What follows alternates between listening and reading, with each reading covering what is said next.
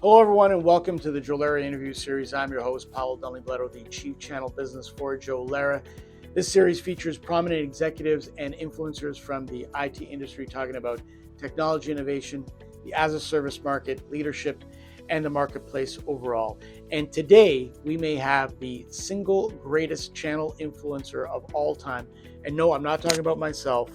I'm talking about Rob Rae, the brand new Vice President of Community and Ecosystems for PAX8. But you know him best as the longtime channel chief at Datto. He started at Datto roughly a decade ago. It was a fledgling company, and he turned it into an MSP powerhouse. In that time, Datto became a household name with MSPs. It went into private equity, started up an IPO, and came back to being private again. Now, Rob Rae is on to a new adventure with cloud distributor PAX8, one of the more cooler names, I have to say, for a born in the cloud player in IT today. So let's go ahead and press that magic Microsoft Teams button and get Rob Rae on the line right now. Hi, how are you? That's a great intro. Thank you. Thank you, thank you. As you can see, he's very, very busy, as he's always been throughout his career. Uh, Rob, again, I appreciate you taking the time for us. I don't believe there's one person that works in the channel today who does not know who you are. And you know this. The more you work and deal with companies in IT, you get to learn that several of them, not all, of course, are quite siloed and don't really realize there's a much bigger ecosystem of organizations outside their four wall. But even those people know who Rob Rae is. What's it like having this type of notoriety?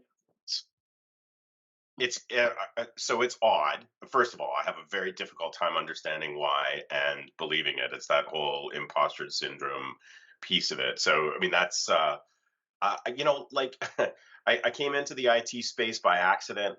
I don't have an IT background. I uh, don't know that much about IT. I remember my first job was at Compact Computers in Canada. My first IT job, and I managed a sales team over there. And I came in and inherited this sales team. And I asked them. I said, "What do we do here?" And they said, "We sell servers." And I literally asked, "What's a server?" And they're like, "Who the hell hired this guy?" So they wanted me to come in and for different skills than IT. Everybody that on the team understood what a server was, how it worked, and all those things. But what they wanted was some of the soft skills, which was people management, growth, mentoring, coaching, those kinds of things. So I've kind of spent my career leveraging what it is that my audience doesn't know. And in the IT space, and you know this quite well, if we take a look at the weaknesses of the typical MSP, and I focused and narrowed in specifically on the managed services space because it was this transition that I was seeing. It was this kind of dark corner that we all kind of could have a little bit of fun in. I mean, today it's billions, if not trillions of dollars. It's just I basically just focused a lot of my time and energy around the gaps and having conversations in regards to those gaps. So you see it a lot. You talk to vendors, they talk about speeds and feeds of their product, they talk about tech stuff, but in all honesty, nobody's going to know that tech.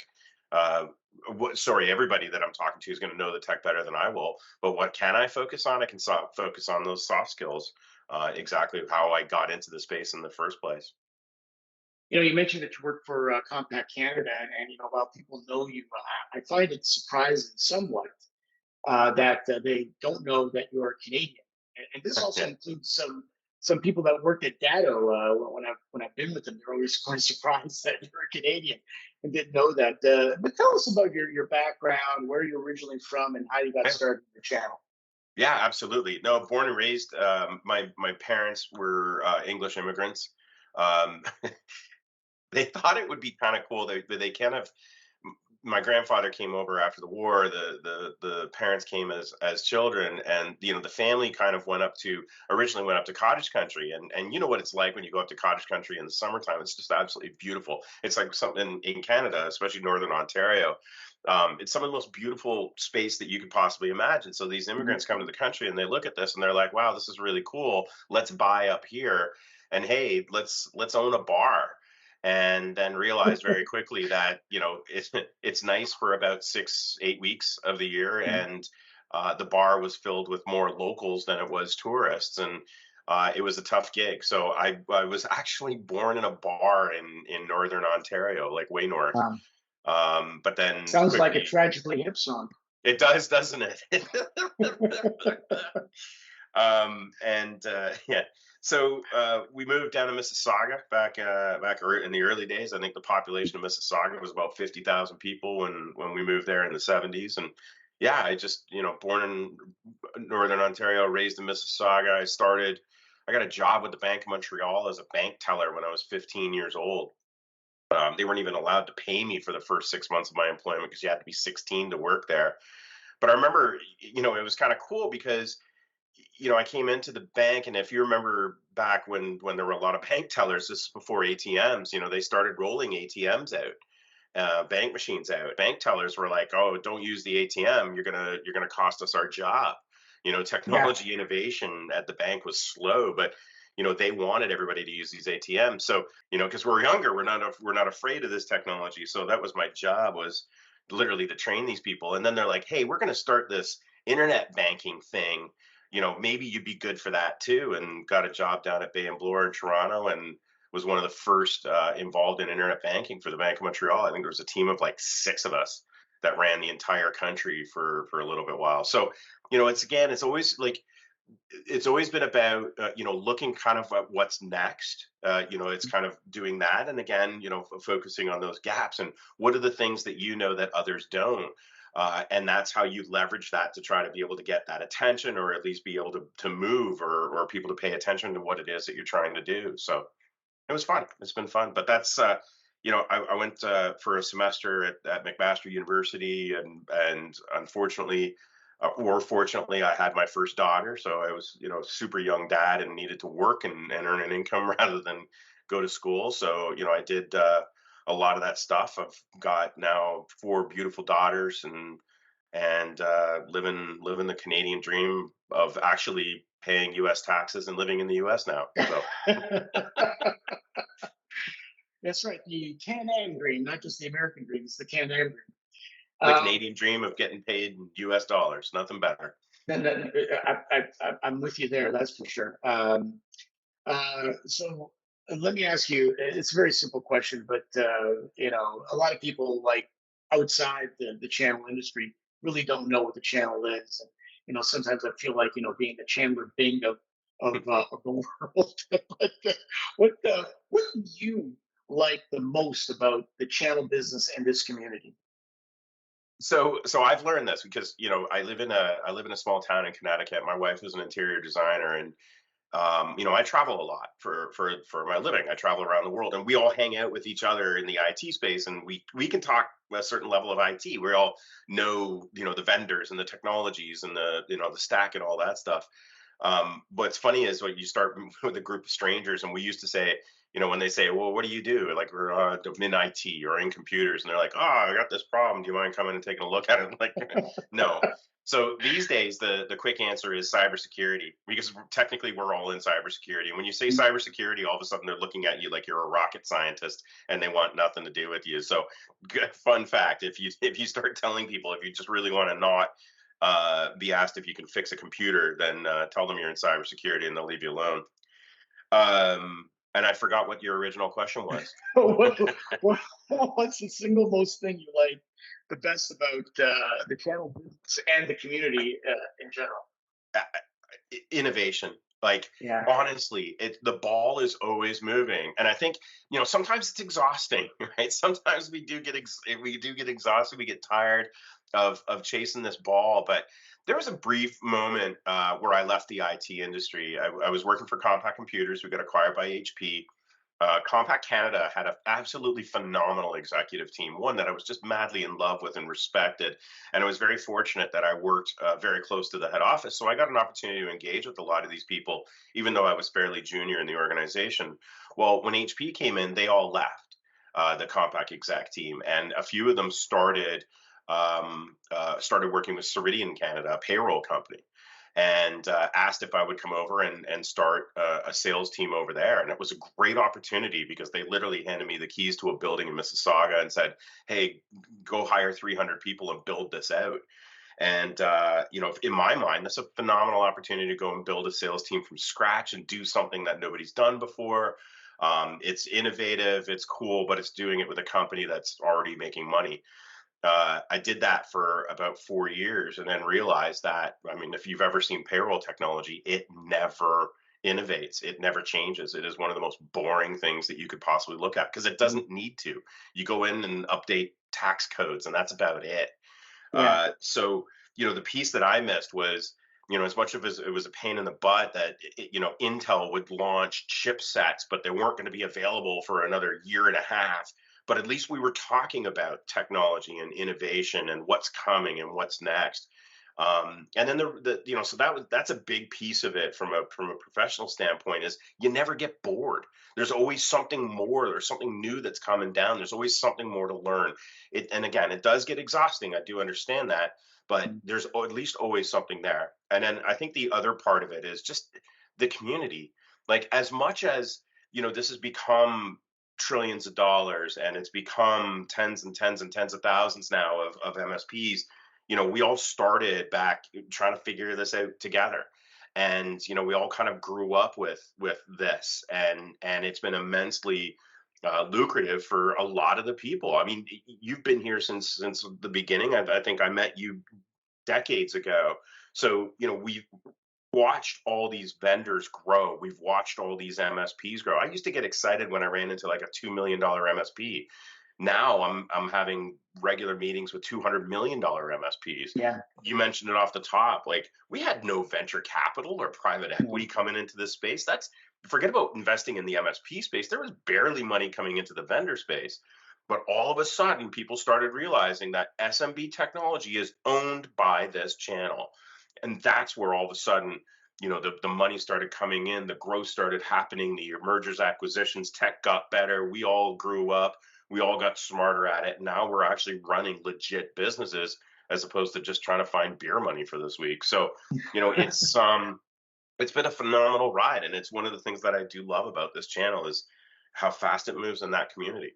Let's talk about PAX8.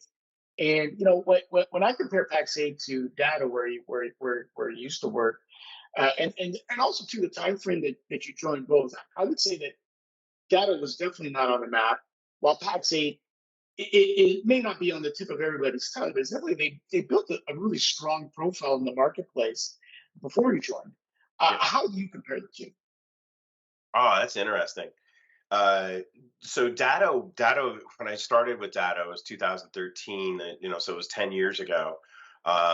What I found with Datto was that we had a really, really smart founder, which Austin McCord, who's a freaking legend. Yeah. Really, really smart founder. Not only that, but he is a tech. And the fact that we had a tech that was the CEO of the company meant that bugs bothered him. Like he would personally go in and solve, those little bug issues. Prior to that, the technology company that I worked for was another little Canadian company called Level Platforms, if you remember Okay. that. Yeah. So it Absolutely. was one of the early RMMs, and we sold it to AVG, sold it to Avast, sold it to Barracuda. So now I think it's Barracuda's RMM tool these days. But RMM is not an easy tack, and it's kind of like you repeatedly get punched in the face every day with RMM because it doesn't integrate with that, or there's a bug over here, or you just have a new release and it just broke everything that they just fixed. And we worked hard on it, but we also churned out a lot of CTOs during our time at Level. So it was always really hard to get that tech dialed in. So you come into, and I came into Data, all of a sudden it's like, wow, these guys really actually do. And it started with the founder being again a tech that he really cared about the technology, cared about the tech support around the technology. And he wasn't so big on sales and marketing. So he didn't sell direct. He didn't want to sell direct. He wanted to instead and found the MSP channel. So it was a dream come true. Great tech, great leader, selling to the actual channel so we could focus and narrow our conversation in on that rather than playing on enterprise and selling direct and selling to channel and all that stuff. So for me it was relatively easy. You're right that data wasn't really on anyone's radar. I remember when I first joined, I was one of the first non-American employees. I was like this exotic foreigner that came into the company. I'm like, I lived an hour away from Connecticut, so it's like not that exotic. But Yeah. that's growth for a startup, right? That's where you start learning these things and kind of expanding their mindsets. And it was such a fun ride. Now when you look back at it, I'm sure there were days where I wanted just to punch myself in the face, but it was such a fun ride. And we got it. If you're not familiar with the Datto journey, we sold it to venture capital in 2017. We then went public in 2020 during the pandemic. So we went on IPO, and then we delisted the company and sold it privately. We sold it in June of 22 for $6.2 billion. This is a little Connecticut startup I mean, Austin, when I joined them, he was 25, 26 years old, right? So, Yeah. this is like real, true, awesome story. And it was completely 100% MSP, which is amazing. I know. Never ended up selling direct, never, went Never. to resellers or telco agents or anything like that. It was 100% MSP. So, in my mind, phenomenal success story. But there's a lot of really, really good people that were involved in that organization and grew with that organization. So, I take a look and it was time to try something new. It was time to go and I'm getting to that age where I was either going to stick that out for the rest of my career or I was going to try something new, and I wanted to go and try something new and add something new to my resume. And I've known the team at PAX8. They were very similar to the Datto story, trying to start up 10 years earlier, trying to figure out their way, trying to figure out the right messaging to the MSP channel. They've done a really good job over the last 10 years. And then they're ready to take it to the next level. It reminds me a lot of Datto in the 2017, 2016 Yeah. timeframe, which was, for me, was one of the most fun parts of my career. Was that part of it where we're about to go into rapid expansion growth and we're going to drag the channel with us. And that's, for me, I think, where the journey to PAX8 has kind of gotten me, and when kind of what my day to day. I've been here now for about 7 months, Mhm. so for me, this is where I spend most of my day just trying to figure out how we can continue this MSP journey with PAX8, and it's a blast. It's been an absolute blast. Yeah. I have to compliment you on what with Datto, because that's the one thing. When I talk to channel partners, is like every other vendor sort of had ambiguity, but Datto never had ambiguity with the channel. Yep. Yep. Never. And never ever was brought up, which is remarkable uh, throughout that whole life. But anyway, I was trying to read between the lines of your title, corporate VP of community and ecosystem, and if you can permit me, I sort of like this into it, like it's sort of like you've been doing what you've been doing this past decade at Data, right? With the MSP community as well. Yep. Do you see it the same way? Well, With how PAX, do you see it? yeah, absolutely. I want to step back and just talk a little bit about the data thing, because there's some lessons there that, now that we've been through it, there's some lessons there that I think can help, whether you're an MSP or a vendor. First of all, when I joined that organization, there was a million backup companies, right? And most MSPs, even to this day, are dealing with a million different backup companies. Um, there was an opportunity for a horse to pull ahead of the pack, and looking at all the internal lookings at what was going on with Datto, like the tech founder, we had some money, we had a good solid core, we had great tech support, like and MSP only. Like that was an easy story to kind of latch onto and pull. And I think there's and pull away from all of its competitors. But there's that transparency piece that you talk about. I think in business, that's like a critical part of all of it, is being completely transparent and open, like treating it like we're all in this race together.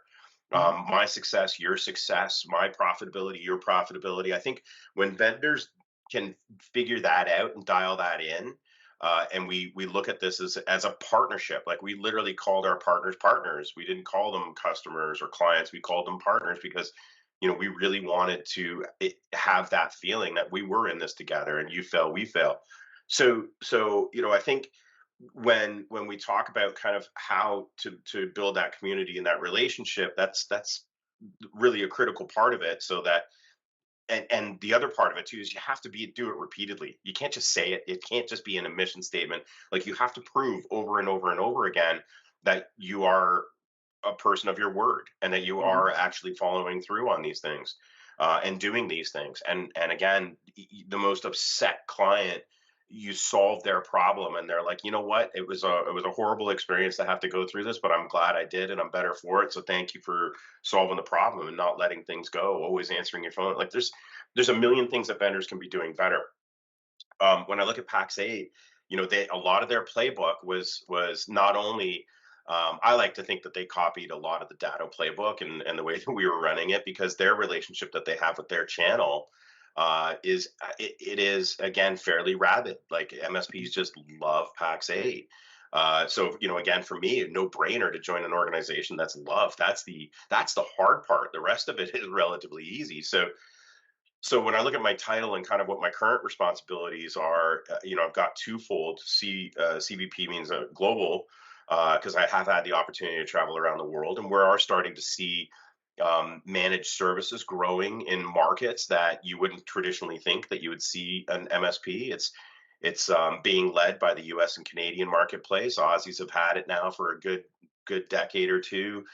Same with the Brits and a lot of the Western Europeans, but now we're seeing MSPs popping up in Southeast Asia. We're seeing, and we're just about to open an office up in Lithuania. So we're seeing some growth out in the Baltics now. So worldwide, this whole how we tackle SMBIT is changing. And the opportunity to kind of, for me personally, to be able to go into these markets and train. Like, it's funny, I got to polish off some stuff that we were talking about 15 years ago here in this market in order to go and speak to a group of Thai SMBIT, what we would call an MSP. They call themselves different things, but what we would call that group, and talk about the value of recurring revenue and why you want to standardize your stack. And it's an interesting conversation, but it's really cool to have and see these markets develop. So I've got the community aspect of it, which is basically the engagement with the MSPs worldwide. The ecosystem part of it for me and for the organization, and part of the important fact of or what PAX8 does as a marketplace, is the relationship with its vendors and being able to bring vendors to the MSP space. What are the correct vendors that are out there? What are the ones that are heavily invested in and genuinely interested in helping MSPs grow? And how do we make sure that they are on the PAX8 line card? Or how can PAX8 improve the relationship that it has or the MSPs have with that particular vendor or that particular technology? So, it's kind of overseeing a lot of these different things and just making sure that the car continues to move forward. What should MSPs know about PAX8 that they haven't truly realized just yet? Yeah, that's a great question. So PAX8 is and has been kind of identified as a distributor. But in all fairness, and part of what attracted me to this organization, and look, I love, remember, part of the reason why I'm in the IT industry is that I love innovation, I love the movement, I love the change. And Disty is just one of these things that it hasn't changed, it hasn't evolved, it hasn't really moved a lot in Pick, pack, and ship. decades, 50 Pick, pack, and ship. years, 100 years, pick, pack, ship. So meanwhile, us as consumers have, and we've evolved and changed. And we saw, and PAX8 was one of the first that start working on marketplaces more so than Disty. So like cloud-based marketplaces. We're selling cloud technology. So there's no pick pack ship. It's all based on MSP business models. It's based on month-to-month contracts. It's based on recurring revenue. All the cool things that we've all been working so hard to move our businesses towards in the last 20 years, but Disney really hasn't. So, for us, the transformation into a cloud-based marketplace, I think was super important. I mean, if there's anything that I want the audience to know is that we're very, first of all, very MSP centric, but also very innovative from the perspective of how do we continue to make that buyer's journey not just for the ultimate end user or your end user customers, but also for yourself as the MSP, and also for the actual vendors themselves, on how do we make sure that this whole transition or transaction from start to finish is smooth, it's easy, and everybody is picking up some level of profitability through this as well. I think the second part of it, and this is where the innovation part is, not just on the transformation of Disty to marketplace, but now we're going to actually take marketplace to a whole new level. And we did our first user conference in Denver in June this year. We had a thousand MSPs. We had about 100 Canadians come out.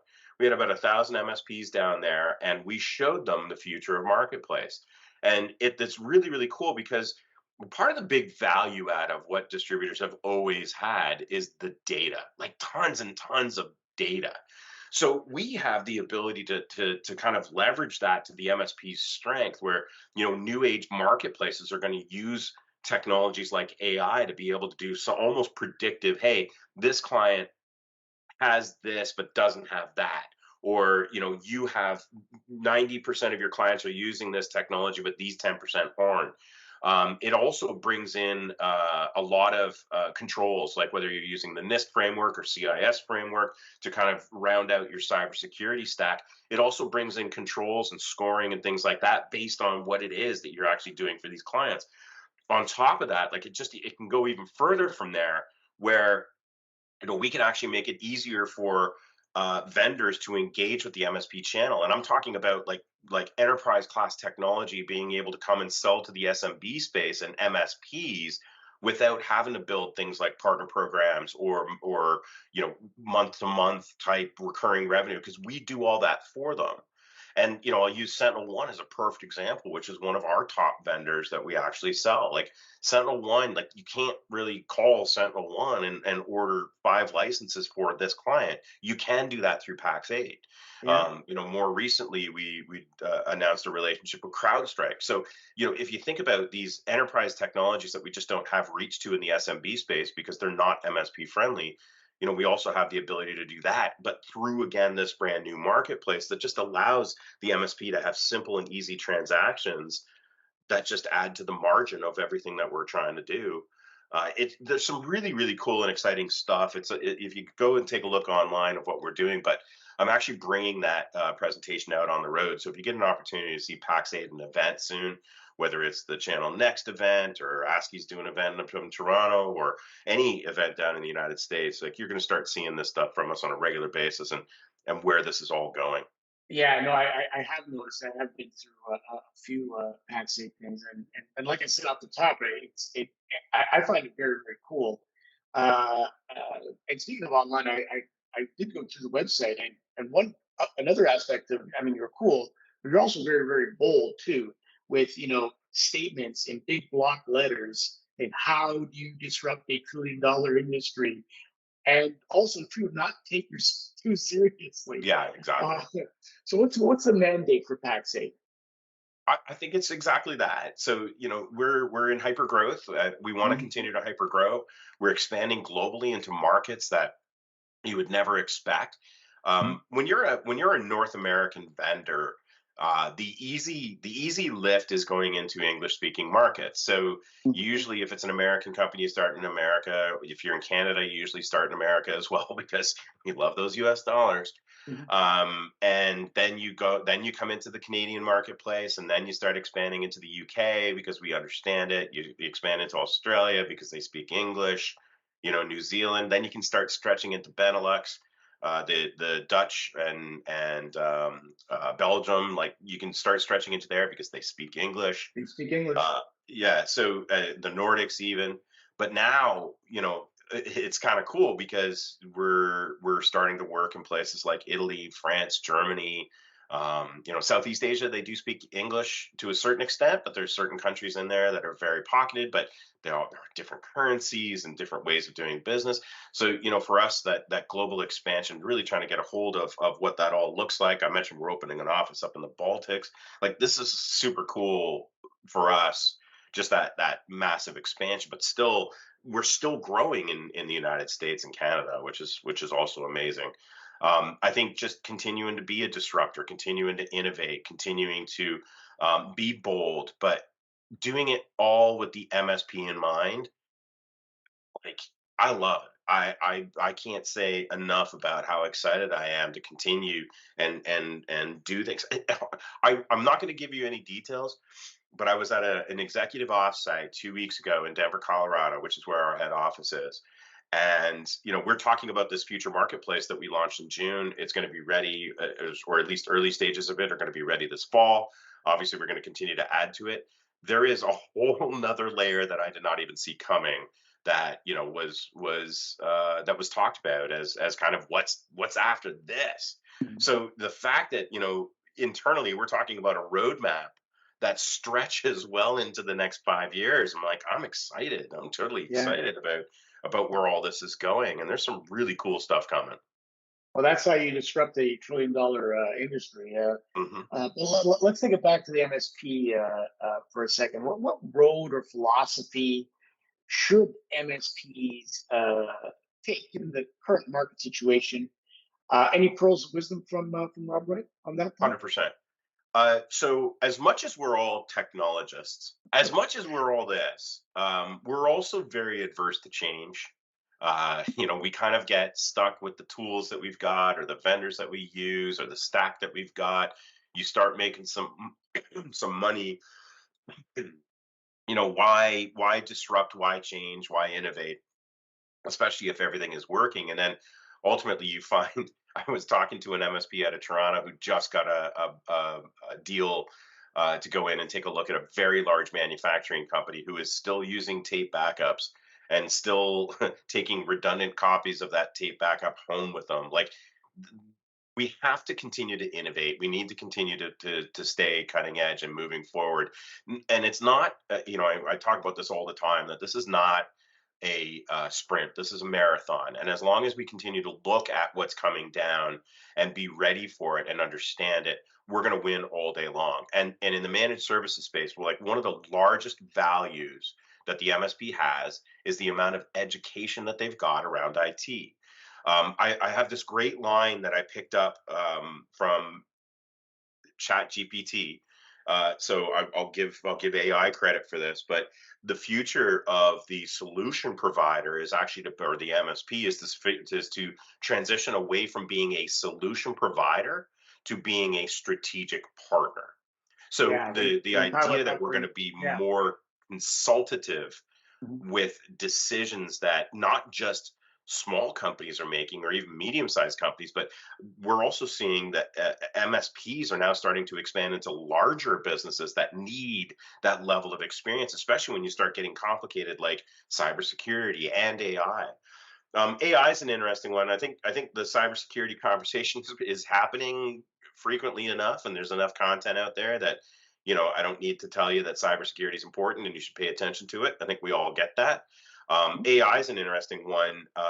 If you think about just how quickly this has kind of entered our lives, every day it's being talked about. Is it real? Is it BS? How is it going to change our lives? I don't know, but we can't ignore it. And I think that, I talk to a bunch of MSPs that are like, oh, no, no, no, I want nothing to do with that. Or my clients, my end users call me all the time wanting to talk about AI. And I don't want to talk about it. So I tell them to stay away from it. It's almost developing this fear. I think that we can't ignore it. I think we should, and take this opportunity to learn and be the best about it. When you can walk into, we talked about, these parties where, somebody says, hey, uh, we're talking about technology, what's new, and you start talking about AI. It's something that's interesting to everybody, even those that are not in technology. I'll give you a perfect example. I got stuck at a dinner not that long ago in Utah, and I had two gentlemen sitting on either side of me. Both were Mormons. Both were leaders in their church, like delivering uh, verses, Sermon. right, and Correct. Yeah. education about the religion. And their biggest struggle was trying to make it relatable to the next generation, to take a a Bible verse and turn it into something relatable or relevant or even in today's language. And I said, "Hey, have you tried ChatGPT with this?" And they're like, "What are you talking about?" And we literally are sitting there having dinner, opened it up, and had about a 2 hour conversation. And these guys both went away, tried it the next week, both called me and said, "By the way, that was phenomenal. It works so well." Because all they did was plug in this verse and saying, "Hey, translate this into a story, a relatable story using today's kind of analogies," and it worked really, really well. So, Yep. just little stupid things like that. And if we kind of start bringing down the barrier of tech and give us, it's a good opportunity for us to continue to be those educators and continue to be those smart people that are going to push that agenda forward. And people are still going to continue to come to us for, "Hey, I just read this article, I just heard this, the cybersecurity attack, malware, help me, I don't understand." Like, as long as we continue to be those very forward thinking people, I think we're going to win all day long. So, back to the original question, what's the advice? The advice is, don't stop learning, don't give up, don't rest Yep. on your laurels. Let's continue to innovate and be the really cool spot that everybody comes to for education. Yeah, Rob, if anybody's not taking AI seriously, they should look at what's happening with strikes in Hollywood, because they're definitely taking it seriously.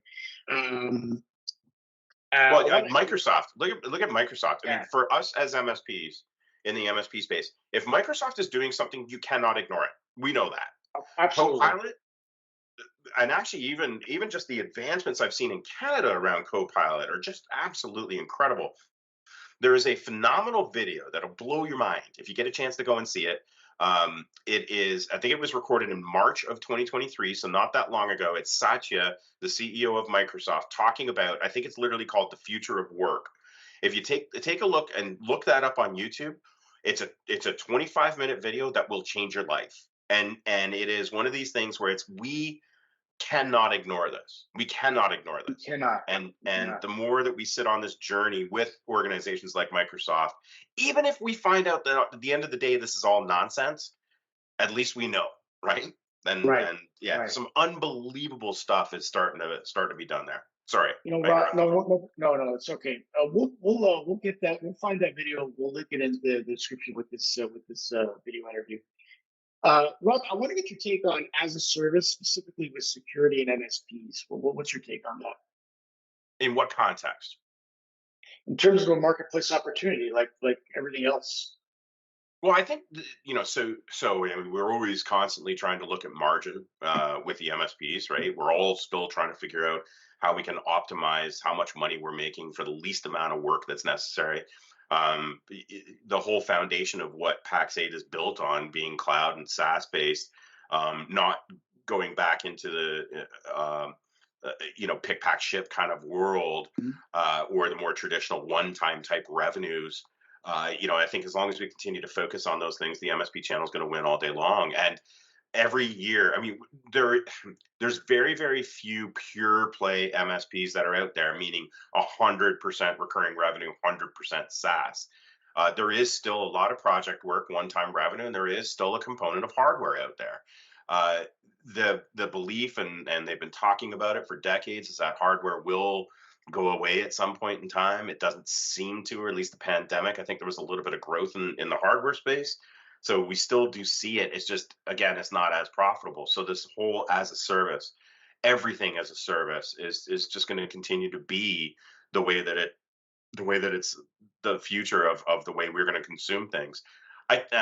Also think about the next generation. I've got four daughters that are all entering the workforce and just finishing up school, and you look at the way in which they consume things.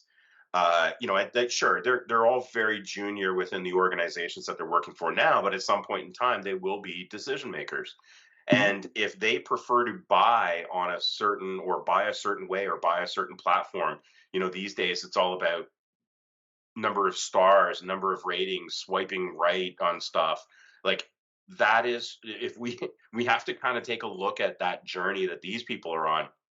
Um, and technology has always tried to make this, and knowledge and data has always tried to make this so easy for them. I actually did see an interesting stat. There's a new report that CompTIA just sent out in regards to the workforce, because we've all been talking about workforce shortage in IT for a long time. It's getting better, which is awesome. However, uh, the future look of it is actually pretty sad, because a lot of the kids that are growing up today, even though they all have technology, they've all got a smartphone, they've all got a laptop, they all sit on the internet all day. They're not learning tech. They're not learning how it all works. They're not learning how, because it all just kind of works. It all just kind of sits there. There's nothing to necessarily fix.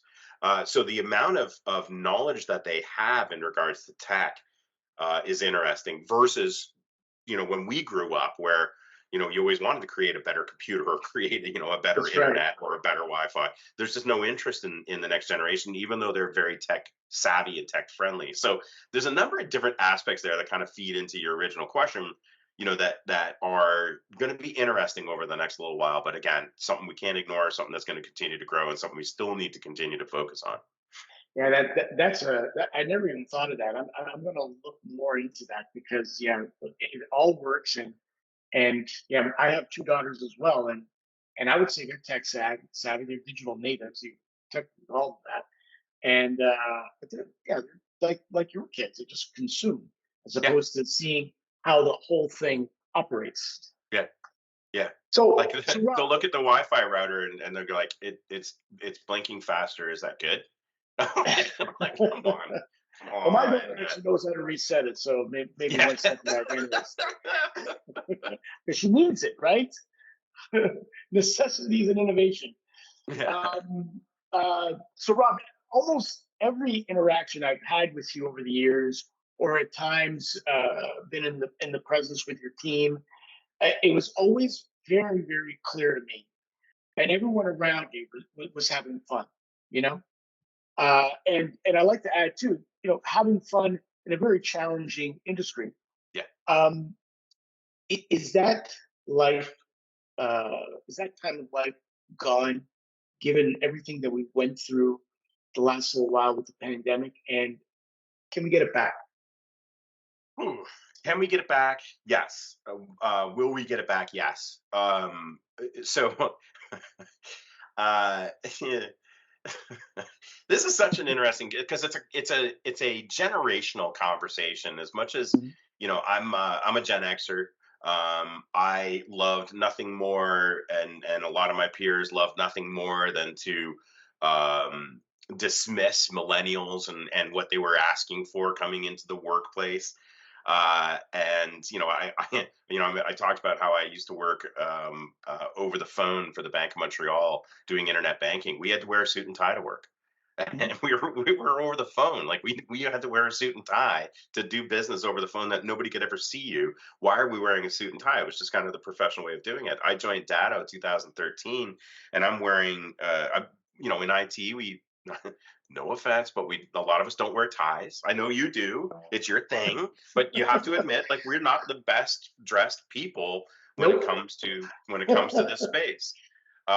And I'm equally guilty of that. I love nothing more than a pair of jeans and a t-shirt, and I'm super glad that we are. And I remember, if you remember my story about Dado Austin, when I first started working with him, he's a young guy. He's 24, 25, 26 when we first met.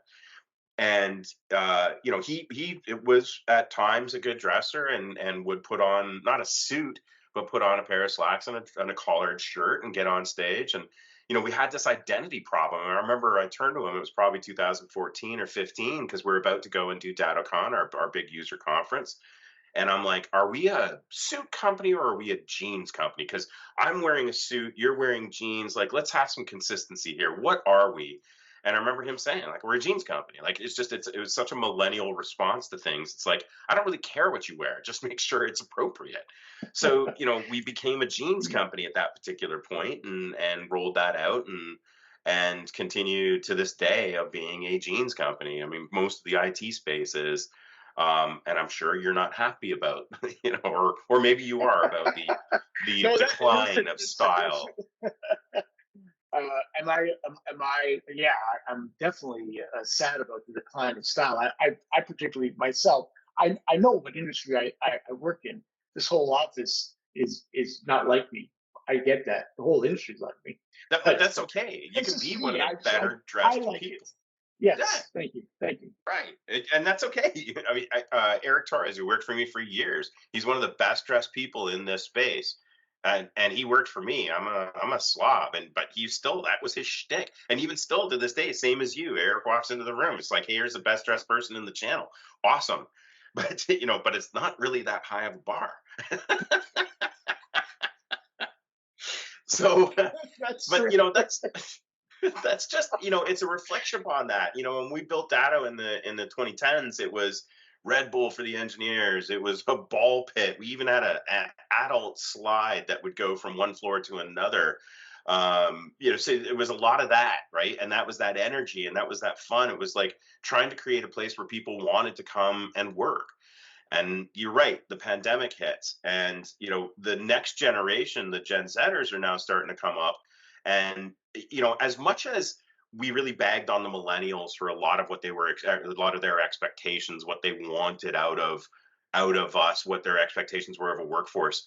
At the end of the day, I like to think that I benefited it more than they did. I don't have to wear a suit to work any day anymore. I've got more flexible hours. I have the Mhm. ability to work from home. Pre-pandemic, these are all things that the millennials introduced to us because businesses had to look at the way in which they were treating employees and had to True. rethink that. And us as Gen Xers benefited from that. So, hey, God bless them.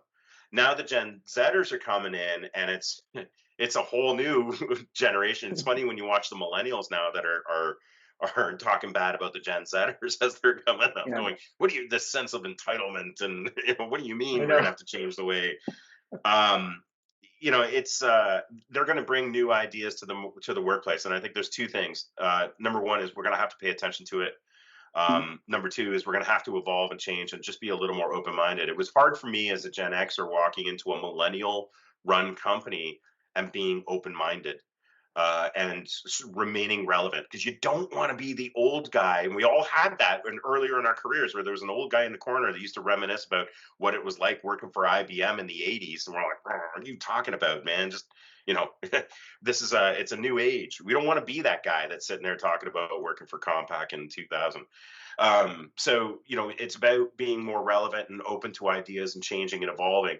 I think the Gen Zers got kicked in the pants a little bit with this pandemic. The whole conversation about work from home versus work from an office Mhm. is different. I do think we're going to get it back. I do think that we'll continue to invest a lot more in the actual employees themselves. And I think our lives as employees will get better. I think our lives as employers will be a little bit more challenging, but I think at the end of the day, we'll get more production out of it. I do think that it's just going to continue to evolve, and can't be ignored. One of the aspects of being the channel chief and just working the channel in general is, you have to be everywhere. So I'm curious from you to learn about your travels. How many air miles have you flown or collected? How many hotels you stayed in? Any memorable ones? And how many people do you think you've met over the course of your career? And any memorables in that group? I've that's a lot. Yes, I do, and I'm blessed to travel around the world for work. So on somebody else's dime. It's hard, man. It is hard because, again, I got four daughters. I got an amazing wife. It's hard maintaining those personal relationships. You miss a lot of birthdays, anniversaries. You miss a lot of firsts. A perfect example, I have to do a keynote in Nashville, Tennessee on Tuesday, which is the same day that my youngest is moving into Syracuse University. I'm not going to be there to move her into her dorm on her first day. However, she understands, and she understands that these things are important, and I can afford things like Syracuse University because I go and do keynotes and miss, these types of things. So, I wouldn't necessarily recommend the lifestyle to a lot of people. I do spend about 80% of my time on the road. I'm a big believer of absence makes the heart grow fonder. So my the 20% when I am home is like, I personally think that the 20% when I am home is the same as anybody else's 100% if they were there all the time, because I just spend that time really cherishing what I've got and the people around me to excess. So, it's kind of like a lot of that balancing trick. As far as number of miles, I spent the first, it kind of sucks because I spent the first part of my career traveling out of Canada. So I've got close to 1 million miles with Air Canada, but then moved to the US about 10 years ago. And now I'm at the like 1.3 or 1.4 million with Delta. So I never got the advantage of kind of taking advantage of both, but Delta's been very kind to me. I was Marriott is kind of my go-to hotel. Not all the time. I try to stay at the venue wherever we are because I want to be close to the MSPs. I want to be hanging out. I want to be having the business conversations. So if it's at a Hilton or Hyatt or whatever, I'll stay there. But Marriott seems to be predominantly where everybody stays, and I think I've got, oh God, I don't even want to tell you. It's like, I don't know, 2,000, 3,000 nights in a Marriott over the last 10 years. Like it's a lot. Um, it's exhausting, but again, you get to see a lot of really cool places. You get to meet a lot of really cool people. My wife teases me because I come back to Connecticut and I've been here for 10 years. I probably have what you would call a friend. I probably have like two guys that I hang out with on a regular basis. We've only known each other for probably the last 5 years. Like I don't have a lot of, and it's been hard for me to maintain personal relationships outside of that, um, other than my actual family. So my wife says to me, she says, one day you're going to die and nobody's going to come to your funeral. And I'm like, you be ready. Like I have thousands of friends all over the world. You just haven't met them. And I'll come home and I'll start telling stories about this guy or that guy or something. She's like, I don't even know who these people are. I'm like, yeah, well, they're the ones that'll show up to the funeral. I turned 50 not that long ago, and she asked a buddy of mine in the industry to send a video out, or a request for videos because it was during the pandemic. Mhm. And she got like 400 people sent like 30-second videos in to wish me a happy birthday. And she's like, I don't know who these people are. How do these people all know you and talk about you like you're a best friend? So there's Yeah, massive advantages there. yeah. Probably the most interesting place that I've really had, that I'm really kind of excited to get back to is Southeast Asia. I absolutely love Thailand.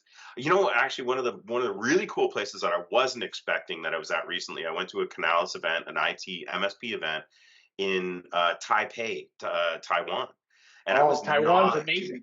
I was not expecting that. It Oh, wasn't that's anything that's been on my bucket list. It wasn't anything that I was excited to go to places that I've never been before, but I didn't know much about Taipei. Holy cow, what a beautiful country, beautiful people, yep. phenomenal food. Like it was just such an amazing experience. But again, typically Taiwan's not on anybody's bucket list. So, Yep, yep, yep. I would agree that I've been there a few times and amazing, amazing mhm, experience. mhm. Great people. The mountains there are just Oh, beautiful. just unbelievable, unbelievable. Absolutely. It's unbelievable Gorgeous. stretch of earth. Yeah, yeah, yeah. So, any key people that you want to mention that were memorable? Oh, like there's just way too many. Like just going back to like your question, like how many? I tried to do some math based on road shows, trade shows, keynotes, all that stuff, all the hands you shake, all that stuff. I literally think that myself and my team, we probably meet 10,000 new MSPs a year, just from that opportunity to go around and see people around the world. There's a lot of individuals that if I think about Canada specifically, Julian Lee is a great one, right? Absolutely. Yeah. He's such an interesting guy. We can sit there and talk for hours and hours because our histories are relatively similar. Joe Ucia, I've known Joe Ucia since I was Sure. cutting my teeth at Compact Computers. Yeah, You Joe's know, a good and friend of mine. yeah, and just to see like Joe, for example, from like we were just kids, we were just babies back then, and to see us today, sitting around reminiscing about the old days, but also, we've become fairly successful in lives and being able to cherish that and relish that.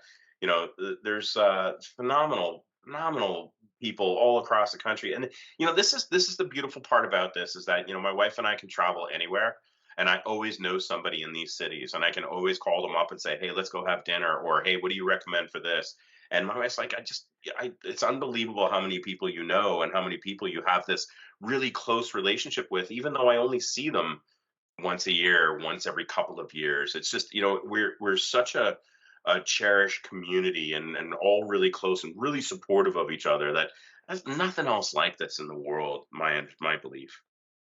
I know, but my wife still is astonished. You could be like in downtown Minneapolis, having dinner, and sitting right next to me is Mark Hurd, the late Mark Hurd, and she says, "How the hell do you know everybody?" I said, You know "I what don't know. It just the happens." best part? I was in Pennsylvania. My daughter, all my daughters were dancers, but my youngest was in competitive dancing, and we're at Hershey Park because she's down there for a competitive dance competition. We're there the day early. We're wandering through the amusement park, and some guy from across the other side of the amusement park starts screaming, "Rob Rae, Rob Rae, Rob Rae," and he comes running over, and he is like fanboying me. I've got my wife with me, and he's like shaking my hand. He's introducing me to his wife. He's like, "I saw you on stage do this, and I saw you do this, and you changed my business. You changed my life. I'm so, I love you, love you, love you." I'm looking over at my wife. She's like, "Who the hell is this guy?" He walks away, and to this day, he is a very, very close friend of mine, and I love him dearly. He's actually now getting. I don't know. I'm going to let that go. I was going to share a secret, but I don't think I should. No, you shouldn't. Anyway, so my wife says, this guy walks away, and she looks at me and she goes, "You're not famous." And I'm like, "I don't see anybody yelling your name." So, so it's cool when you have, those moments. But you're right. Like, you could be walking through any city, anywhere, and we've met somebody, or even just on in a Facebook group, go, "Hey, I'm going to be visiting this city. Does anybody know anybody down there?" And immediately you're going to get 10 intros, and I've got a PAX8 employee that's actually going out to Auckland, New Zealand for a couple of months. I've got 10 partners in Auckland, New Zealand that I introduced him to, so that he'll never be bored while he's there. He's got instant friends to go and hang out with. Like, that is our community. And that's why I said he is the number one biggest channel influencer in the world. Rob, really enjoyed this. Anything else you want to add? You felt I didn't cover any of my questions today. I'm very bullish and excited about the managed services space. It's been an honor to work in this space. I like to think that, I've been a massive advocate for the space. I'm continuing to do that, and I am still kind of continuing to push and push and push everybody to invest more into this space, and really, really relish that relationship that the MSP has with the end user, and do everything that you possibly can to make sure that MSPs are growing, they're relevant, there's lots of margin, and we'll all continue to do this together. So, I mean, I'm excited. I'm excited. Certainly a great time to be excited. Rob, thank you very much for your time, your great insight into your career, the channel, the MSPs, PAX8. Where can people find you and follow you online and social media? I'm on obviously on LinkedIn, Rob Rae, Facebook. Super happy to connect on Facebook as well. I've kind of been a little discouraged by Twitter, but I'm Rob T. Ray on Twitter. Now X. Now X. That's part of the reason why I've been a little discouraged on there recently. But no, just like connect with me, and my email address is rrae, RRAE at pax8.com. Super happy to connect, engage, talk some more, hang out, whatever is necessary to again move this ball forward. Fantastic. Well, thank you again, Rob. There you have it from Rob Rae, the corporate VP of PAX8 for Community and Ecosystems. Thanks again for your time and your great insights. It was tremendous. That's it for me, Paolo Del Nibletto, signing off for the Jolera Interview Series. Until next time, so long.